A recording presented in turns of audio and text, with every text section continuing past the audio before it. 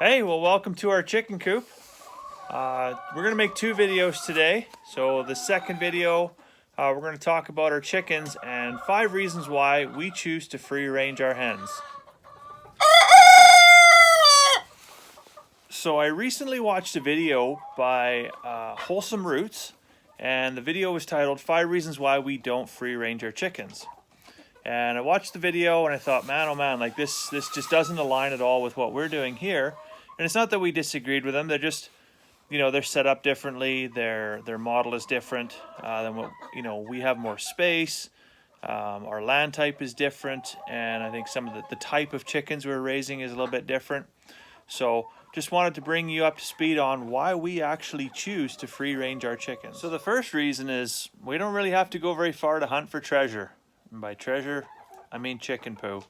So chickens are renowned for pooing everywhere and anywhere. It's not always the most convenient, but as long as you're not walking around your yard barefoot, it's really not a big deal. And they do provide a ton of fertilizer for our yard. That's right. Now the second reason is gardening. Chickens do a ton of gardening for you, right? They're going to do a lot of tilling, a lot of digging.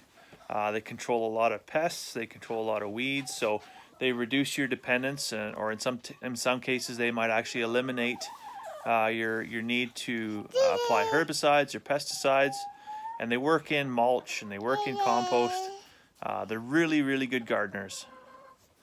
Now the third reason is nutrition, and this one kind of goes without saying. All you have to do is crack open any one of our free range eggs over a commercially raised egg, and you'll see it right away. We're going to have higher nutritional value, higher vitamin D content, higher proteins, and overall improved flavor over a commercially grown egg. And that's kind of end of story.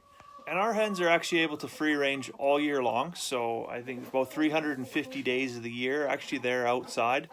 There's the odd day, and they're not generally consecutive days where we will close the door to the coop and just keep them inside. And those are the odd day when it's minus 40 and it's just too much for them to be outside. They could stay inside the warm insulated coop. Now the fourth reason is predators, and for a lot of chicken farmers, I think predators would actually be enough incentive to actually restrict them from free ranging. But here we actually haven't really had a big issue with it. We do have hawks, we got lots of coyotes, there's owls, ravens, you name it. Like there's stuff out there looking for food, no doubt. But we got 3 big dogs, and thankfully we've never actually lost a chicken to a predator. The dogs do what they're supposed to do. Now, disclaimer, we have lost chickens to the dogs, and we've had to do some training on that front. But overall, good predator control, good fencing, it works. We did actually have an enclosed run for the first couple of years, and really just found that with heavy snow loads and anything like that, the netting would get weighed down and actually became more of a hazard than anything else. So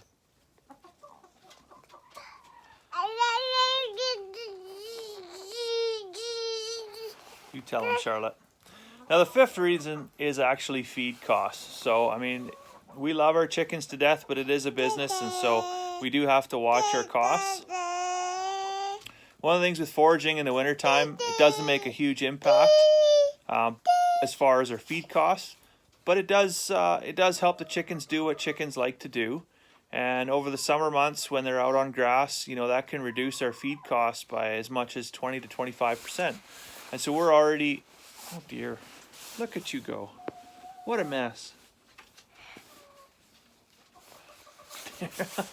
There you go. So we're already fermenting our feed and actually cutting our feed costs down by about 50%.